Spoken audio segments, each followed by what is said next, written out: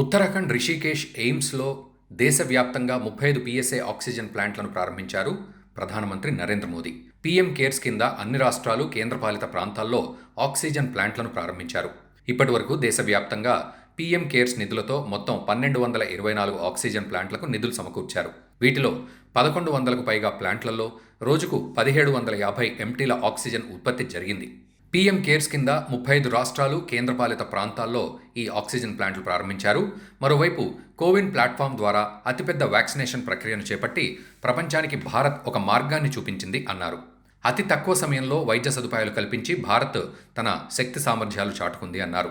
3000 testing ల్యాబ్లు ఏర్పాటు చేశామని, మాస్కులు దిగుమతి చేసుకునే పరిస్థితి నుంచి ఇప్పుడు ఉత్పత్తి చేసే పరిస్థితికి వచ్చామన్నారు. ఇక అన్ని రంగాల్లో ఎగుమతులు చేసే దిశగా భారత్ దూసుకెళ్తోందని స్పష్టం చేశారు. ఇక వ్యాక్సినేషన్ గురించి దేశవ్యాప్తంగా 92 కోట్ల మందికి కోవిడ్ వ్యాక్సిన్ ఇచ్చామని, త్వరలోనే 100 కోట్ల మందికి వ్యాక్సినేషన్ మైలురాయిని చేరుకోనున్నట్లు ప్రధాని మోదీ తెలిపారు.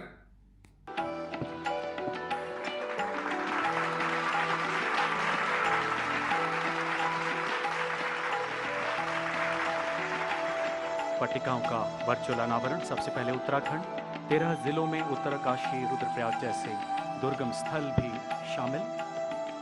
इसी के साथ बिहार और अन्य राज्यों में लेह की बर्फीली चोटियों से लेकर तटीय लक्षद्वीप तक, गुजरात के कच्छ से आसाम के कार्बी आंगलोंग तक देश के चारों कोनों में स्थित 736 जिलों में 1100 से अधिक ऑक्सीजन प्लांट्स की स्थापना, एक अभूतपूर्व प्रयाण जो संपूर्ण भारत के 1200 से अधिक अस्पतालों को मुस्तैदी से ऑक्सीजन मुहैया करवा रहा है। कोविड-19 महामारी का एक ऐसा रूप जिससे पूरी दुनिया प्रभावित हुई।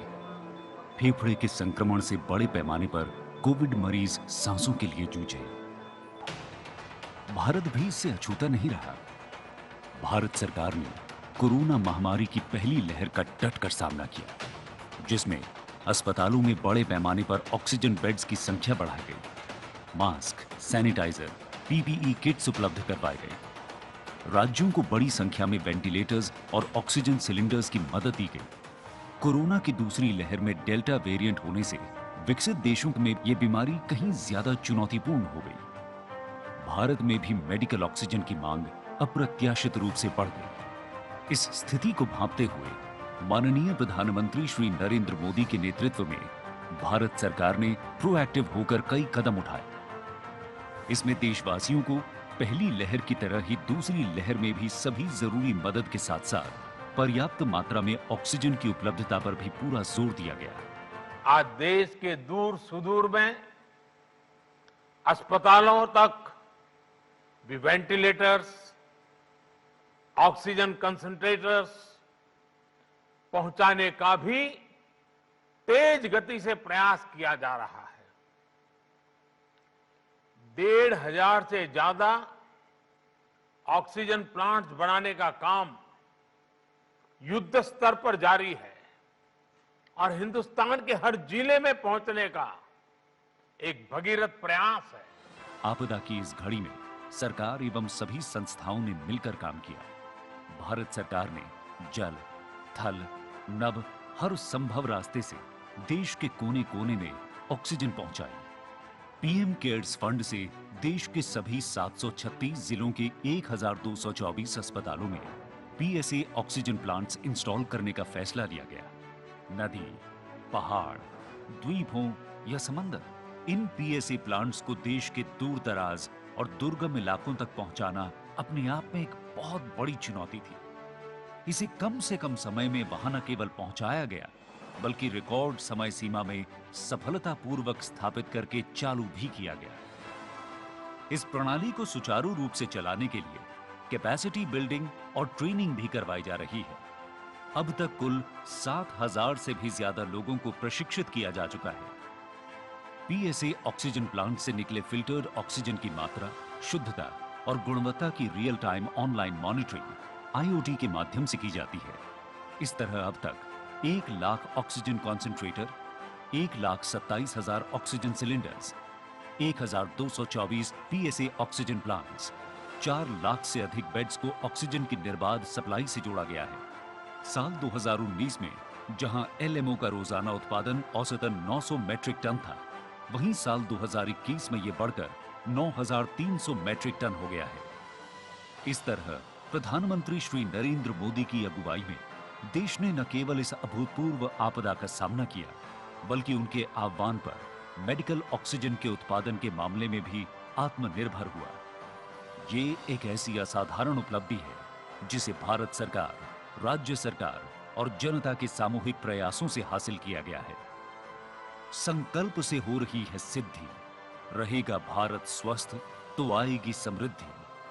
आत्मनिर्भर भारत के लिए हो रहे हैं अनगिनत प्रयास। सबका साथ, सबका विकास, सबका विश्वास, सबका प्रयास। भारत माता की,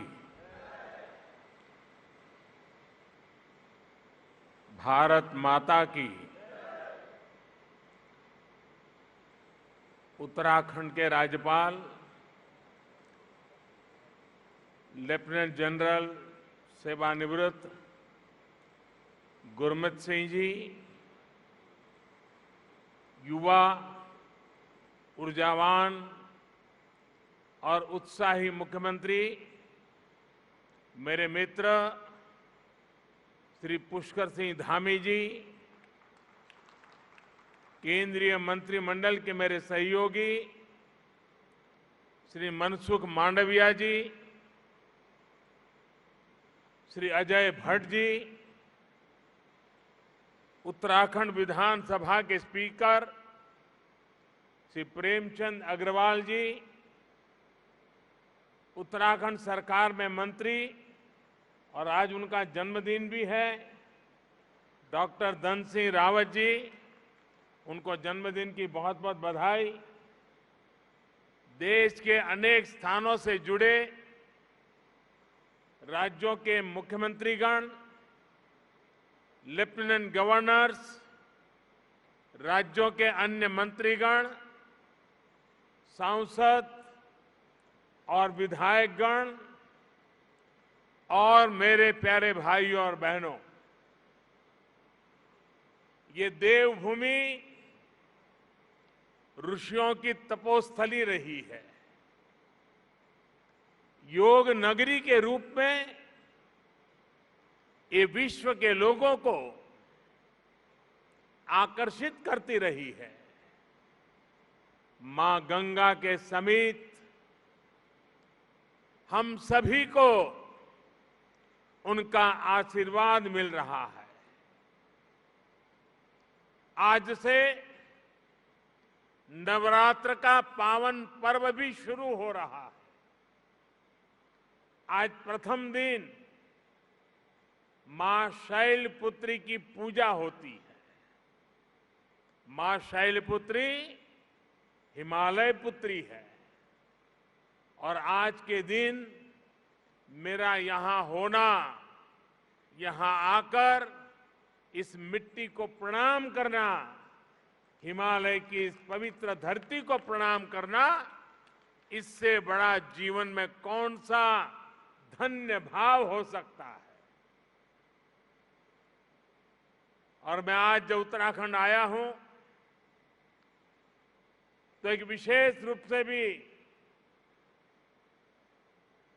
बधाई देना चाहता हूं, क्योंकि इस बार टोक्यो ओलंपिक में ये देवभूमि ने भी अपना झंडा गाड़ दिया है और इसलिए आप सब अभिनंदन के अधिकारी हैं। उत्तराखंड की दिव्य धरा ने मुझ जैसे अनेक लोगों के जीवन की धारा को बदलने में बड़ी भूमिका निभाई है। ये भूमि इसलिए मेरे लिए महत्वपूर्ण है,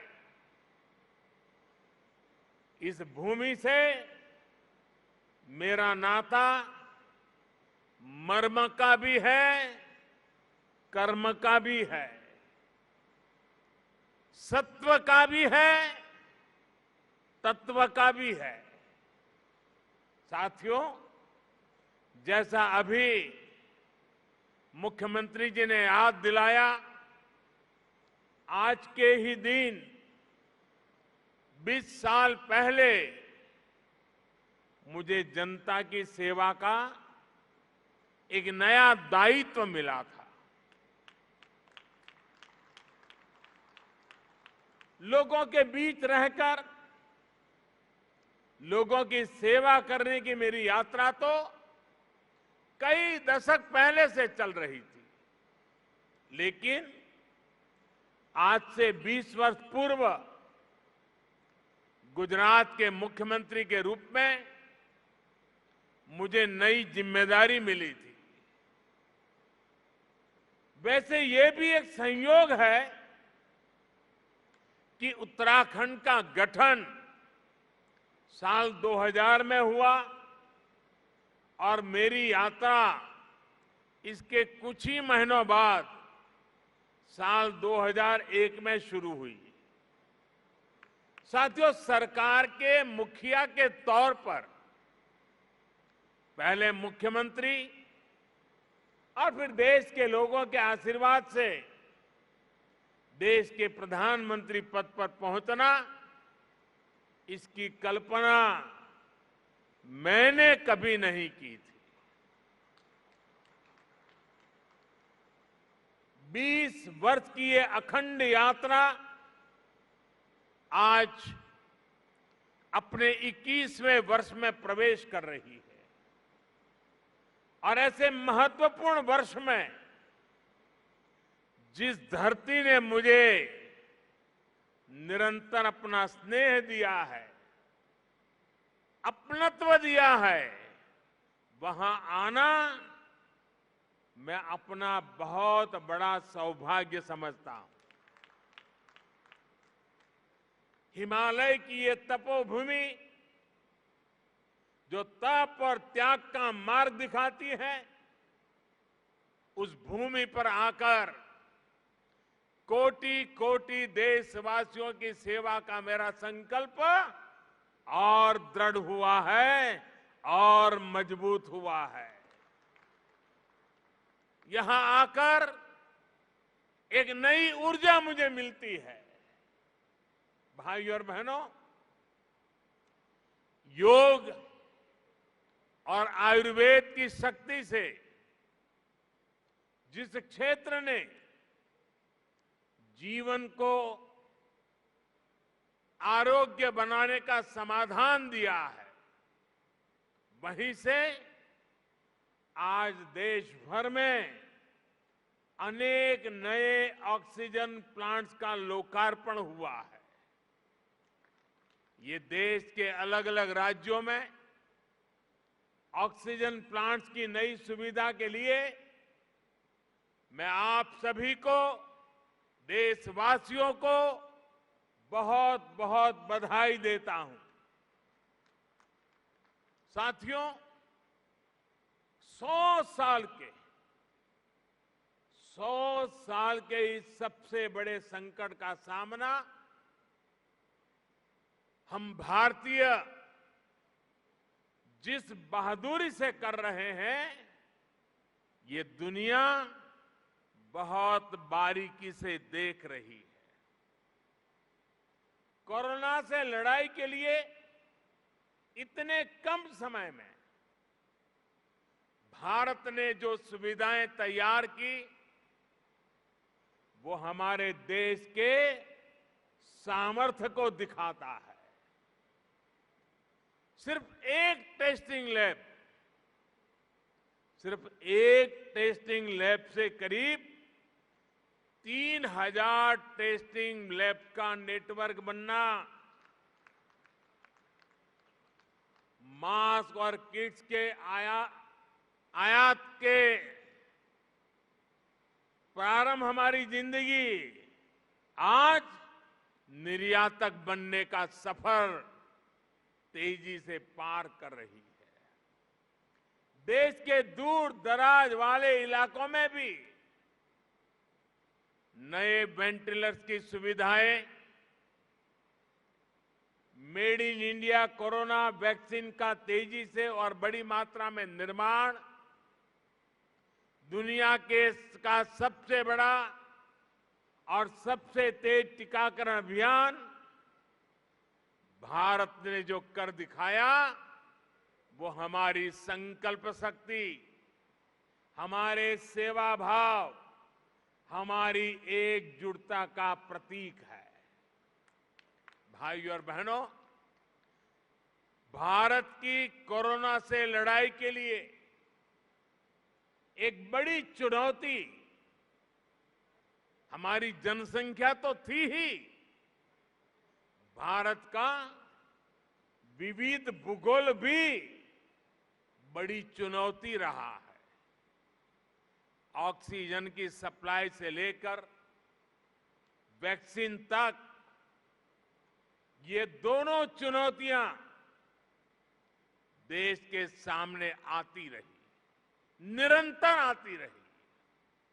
देश इनसे कैसे लड़ा, ये जानना, ये समझना हर देशवासी के लिए बहुत जरूरी है। साथियों, सामान्य दिनों में भारत में एक दिन में 900 metric ton liquid medical oxygen का प्रोडक्शन होता था। डिमांड बढ़ते ही भारत ने मेडिकल ऑक्सीजन का प्रोडक्शन 10 गुना से भी ज्यादा बढ़ाया। ये दुनिया के किसी भी देश के लिए अकल्पनीय लक्ष्य था, लेकिन भारत ने इसे हासिल करके दिखाया। साथियों, यहां उपस्थित कई महानुभाव इस बात से परिचित है कि ऑक्सीजन के प्रोडक्शन के साथ ही उसका ट्रांसपोर्टेशन भी कितनी बड़ी चुनौती होता है। ऑक्सीजन ऐसे ही किसी टैंकर में नहीं ले जाया जा सकता। इसके लिए खास टैंकर चाहिए होता है। भारत में ऑक्सीजन प्रोडक्शन का काम सबसे ज्यादा पूर्वी भारत में होता है, लेकिन मुश्किल ये कि जरूरत सबसे अधिक उत्तर और पश्चिम भारत में पड़ी। भाइयों और बहनों, लॉजिस्टिक्स की इतनी चुनौतियों से जूझते हुए देश ने युद्ध स्तर पर काम किया। देश और दुनिया में दिन रात जहां से भी संभव हो वहां से oxygen plants, oxygen tanker arrange किए गए, स्पेशल ऑक्सीजन ट्रेन चलाई गई, खाली टैंकरों को तेजी से पहुंचाने के लिए वायुसेना के विमान लगाए गए, प्रोडक्शन बढ़ाने के लिए डीआरडीओ के माध्यम से तेजस फाइटर प्लेन की टेक्नोलॉजी को लगाया गया। पीएम केयर से देश में पीएसए ऑक्सीजन प्लांट लगाने पर काम तो तेज हुआ ही, 1 लाख से अधिक ऑक्सीजन कंसंट्रेटर के लिए पैसा भी दिया गया। साथियों, भविष्य में कोरोना से लड़ाई के लिए हमारी तैयारी और पुख्ता हो, इसके लिए देश भर में पीएसए ऑक्सीजन प्लांट्स का नेटवर्क तैयार हो रहा है। बीते कुछ महीनों में पीएम केयर द्वारा स्वीकृत 1150 से अधिक ऑक्सीजन प्लांट्स काम करना शुरू कर चुके हैं। अब देश का हर जिला पीएम केयर्स के तहत बने हुए ऑक्सीजन प्लांट से कवर हो गया है। पीएम केयर्स के सहयोग से बने इन ऑक्सीजन प्लांट्स को जोड़ लें तो केंद्र सरकार, राज्य सरकार, इन सभी के प्रयासों से देश को करीब 4000 नए ऑक्सीजन प्लांट्स मिलने जा रहे हैं। ऑक्सीजन की चुनौती का मुकाबला करने में अब देश और देश के अस्पताल पहले से कहीं ज्यादा सक्षम हो रहे हैं। साथियों, ये हर भारतवासी के लिए गर्व की बात है कि कोरोना वैक्सीन की 93 करोड़ डोज लगाई जा चुकी है। बहुत जल्द हम 100 करोड़ के आंकड़े को पार कर पाएंगे और पार कर जाएंगे। भारत ने कोविन प्लेटफॉर्म का निर्माण करके पूरी दुनिया को राह दिखाई है कि इतने बड़े पैमाने पर वैक्सीनेशन किया कैसे जाता है। पहाड़ हो या रेगिस्तान, जंगल हो या समंदर, 10 लोग हो या 10 लाख, हर क्षेत्र तक आज हम पूरी सुरक्षा के साथ वैक्सीन पहुंचा रहे हैं। इसके लिए देश भर में 1,30,000 से ज्यादा टीकाकरण केंद्र स्थापित किए गए हैं। यहां राज्य सरकार के प्रभावी मैनेजमेंट की वजह से उत्तराखंड भी बहुत जल्द 100% पहली डोज का पड़ाव पूरा करने वाला है और इसके लिए मुख्यमंत्री जी को, उनकी पूरी टीम को, यहां के हर छोटे मोटे सरकार के साथियों को मैं हृदय से बहुत बहुत बधाई देता हूं। भाइयों बहनों,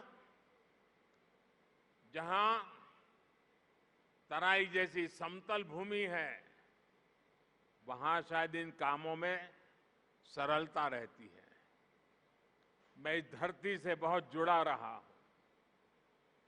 यहां वैक्सीन पहुंचाना भी कितना कठिन होता है।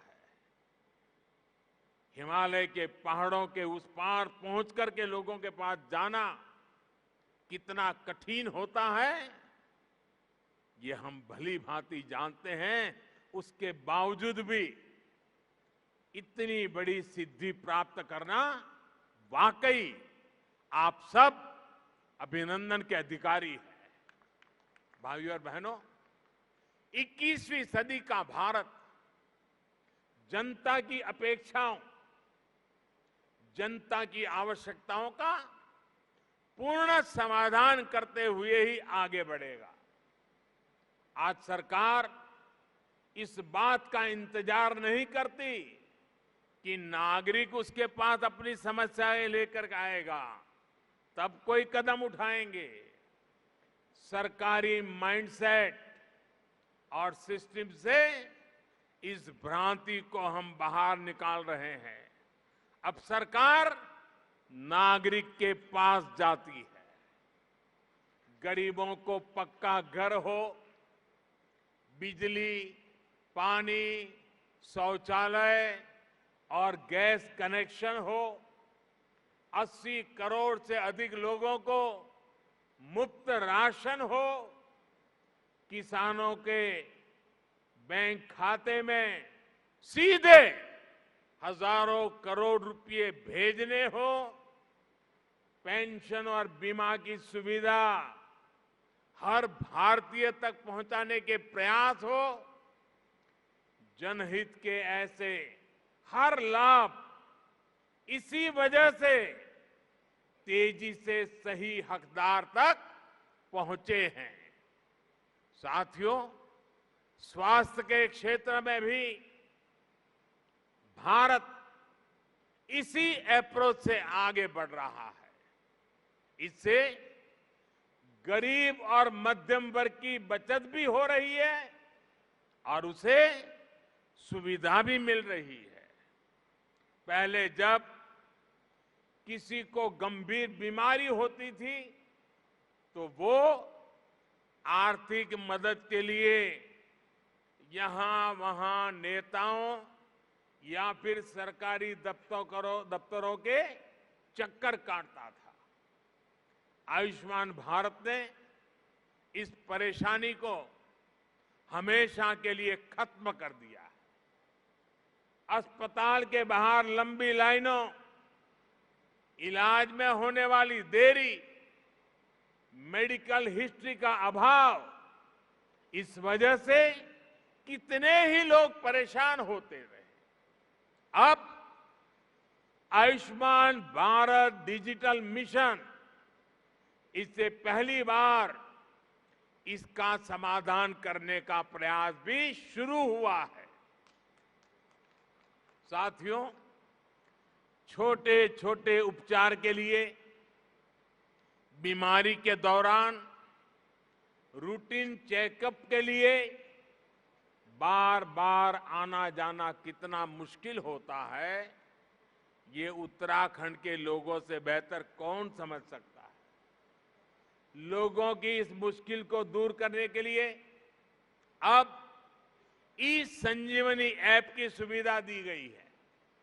इससे गांव में अपने घर पर बैठे बैठे मरीज शहरों के अस्पतालों में डॉक्टर से कंसल्टेशन ले रहे हैं। इसका लाभ अब उत्तराखंड के लोगों ने भी उठाना शुरू किया है। भाई और बहनों, स्वास्थ्य सुविधाएं सभी तक पहुंचाने के लिए लास्ट माइल डिलीवरी से जुड़ा एक सशक्त हेल्थ इंफ्रास्ट्रक्चर भी बहुत जरूरी होता है। 6-7 पहले तक सिर्फ कुछ राज्यों तक ही एम्स की सुविधा थी। आज हर राज्य तक एम्स पहुंचाने के लिए काम हो रहा है। 6 एम्स से आगे बढ़कर 22 एम्स का सशक्त नेटवर्क बनाने की तरफ हम तेजी से आगे बढ़ रहे हैं। सरकार का ये भी लक्ष्य है कि देश के हर जिले में कम से कम एक मेडिकल कॉलेज जरूर हो। इसके लिए बीते 7 वर्षों में देश में 170 नए मेडिकल कॉलेज शुरू किए गए हैं। दर्जनों नए मेडिकल कॉलेज का काम जारी है। यहां मेरे उत्तराखंड में भी रुद्रपुर, हरिद्वार और पिथौरागढ़ में नए मेडिकल कॉलेजों की मंजूरी दी गई है। साथियों, उत्तराखंड के निर्माण का सपना अटल जी ने पूरा किया था। अटल जी मानते थे कनेक्टिविटी का सीधा कनेक्शन विकास से है। उन्हीं की प्रेरणा से आज देश में कनेक्टिविटी के इंफ्रास्ट्रक्चर के लिए अभूतपूर्व स्पीड और स्केल पर काम हो रहा है। मुझे संतोष है कि उत्तराखंड की सरकार इस दिशा में गंभीरता से काम कर रही है। बाबा केदार के आशीर्वाद से केदार धाम की भव्यता को और बढ़ाया जा रहा है। वहां श्रद्धालुओं के लिए नई सुविधाएं विकसित की जा रही है। मैं भी कई बार ड्रोन कैमरा के माध्यम से इन कार्यों की प्रगति की समीक्षा करता रहता हूं। चार धाम को जोड़ने वाली ऑल वेदर रोड पर काम तेजी से चल रहा है। चार धाम परियोजना देश और दुनिया से आने वाले श्रद्धालुओं के लिए बहुत बड़ी सुविधा तो बना रही है, गढ़वाल और कुमाऊं के चुनौतीपूर्ण क्षेत्रों को भी आपस में जोड़ रही है। कुमाऊं में चार धाम रोड के लगभग 150 किलोमीटर हिस्से से इस क्षेत्र के विकास को नया आयाम मिलने वाला है। ऋषिकेश कर्णप्रयाग रेल लाइन से भी उत्तराखंड की रेल कनेक्टिविटी को और विस्तार मिलेगा। सड़क और रेल के अलावा एयर कनेक्टिविटी को लेकर हुए कार्यों का लाभ भी उत्तराखंड को मिला है। देहरादून हवाई अड्डे की क्षमता को 250 पैसेंजर से बढ़ाकर 1200 तक पहुंचाया गया है। मुख्यमंत्री श्रीमान धामी जी के उत्साही और ऊर्जावान नेतृत्व में उत्तराखंड में हेलीपोर्ट इंफ्रास्ट्रक्चर को भी प्रोत्साहित किया जा रहा है। साथियों, पानी की कनेक्टिविटी को लेकर भी उत्तराखंड में आज सराहनीय कार्य हो रहा है। इसका बहुत बड़ा लाभ यहां की महिलाओं को मिलना शुरू हुआ है। उनका जीवन और आसान बन रहा है। 2019 में जल जीवन मिशन शुरू होने से पहले उत्तराखंड के सिर्फ 1,30,000 घरों में ही नल से जल पहुंचता था। 1,30,000 घरों में। आज उत्तराखंड के 7,10,000 से ज्यादा घरों में नल से जल पहुंचने लगा है। यानी सिर्फ 2 वर्ष के भीतर राज्य के करीब करीब 6 लाख घरों को पानी का कनेक्शन मिला है। जैसे उज्ज्वला योजना के तहत मिले गैस कनेक्शन ने महिलाओं को राहत दी, स्वच्छ भारत मिशन के तहत बने शौचालयों ने महिलाओं को सुविधा, सुरक्षा और सम्मान दिया, वैसे ही जल जीवन मिशन से हो रहा पानी का कनेक्शन महिलाओं को बहुत राहत दे रहा है।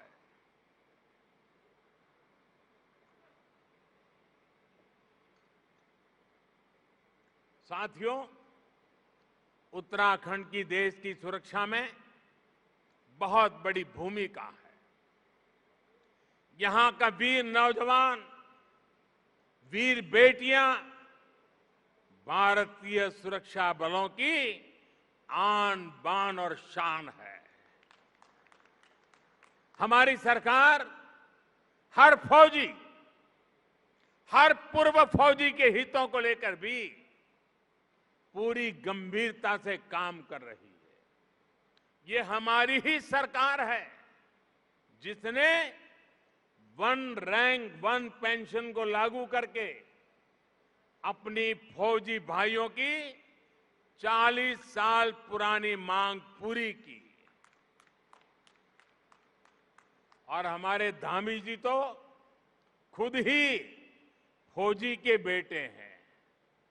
वो बता भी रहे थे कि 1 रैंक 1 पेंशन, इस फैसले ने फौजियों को कितनी बड़ी मदद की है। साथियों, ये हमारी ही सरकार है जिसने दिल्ली में नेशनल वॉर मेमोरियल बनाकर देश के वीर जवानों को श्रद्धांजलि अर्पित की है।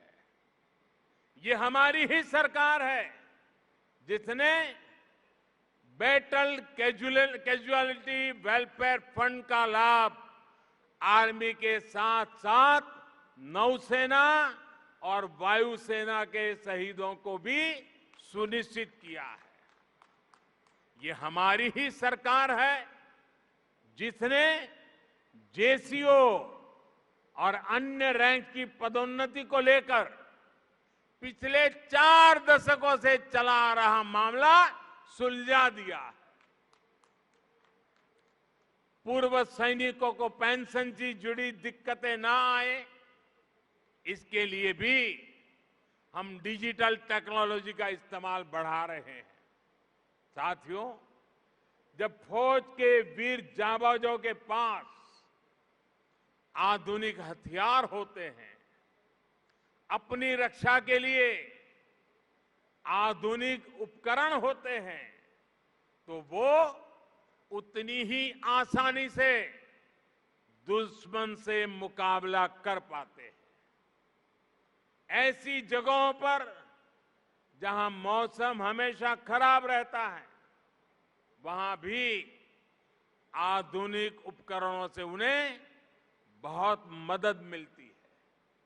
हमारी सरकार ने रक्षा क्षेत्र में जो आत्मनिर्भरता का अभियान चलाया है, वो भी बहुत बड़ी मदद हमारे फौजी साथियों की करने वाला है। और निश्चित तौर पर सरकार के इन सभी प्रयासों का लाभ उत्तराखंड को होगा, यहां के लोगों को भी होगा। भाइयों और बहनों, हम दशकों की उपेक्षा से देवभूमि को निकालने का बहुत ईमानदारी से, पूरी गंभीरता से प्रयास कर रहे हैं। बेहतर इंफ्रास्ट्रक्चर बनने के बाद वीरान पड़े गांव फिर से आबाद होने लगे हैं। कोरोना काल में मेरी यहां के अनेक युवाओं से, किसानों से कई बार बातचीत हुई है। जब वो बताते हैं कि उनके घर सड़क पहुंच चुकी है, अब उन्होंने होम स्टे खोल दिया है, तो मन को बहुत संतुष्टि मिलती है। नए इंफ्रास्ट्रक्चर से कृषि, पर्यटन, तीर्थाटन और उद्योगों के लिए, युवाओं के लिए अनेक नए अवसर खुलने वाले हैं। साथियों, यहां उत्तराखंड में युवा ऊर्जा से भरपूर उत्साही टीम है। अगले कुछ वर्ष में उत्तराखंड अपने गठन के 25 वर्ष में प्रवेश करेगा। उत्तराखंड को बहुत निकट भविष्य में 25 वर्ष होने वाले हैं। तब उत्तराखंड जिस ऊंचाई पर होगा, ये तय करने, उसके लिए जुट जाने का यही समय है, सही समय है। केंद्र में जो सरकार है, वो उत्तराखंड की इस नई टीम को पूरी मदद दे रही है। केंद्र और राज्य सरकार के साझा प्रयास यहां के लोगों के सपनों को पूरा करने का बहुत बड़ा आधार है। विकास का यही डबल इंजन उत्तराखंड को नई बुलंदी देने वाला है। बाबा केदार की कृपा से हम हर संकल्प को सिद्ध करें, इसी कामना के साथ आप सभी को बहुत बहुत शुभकामनाएं।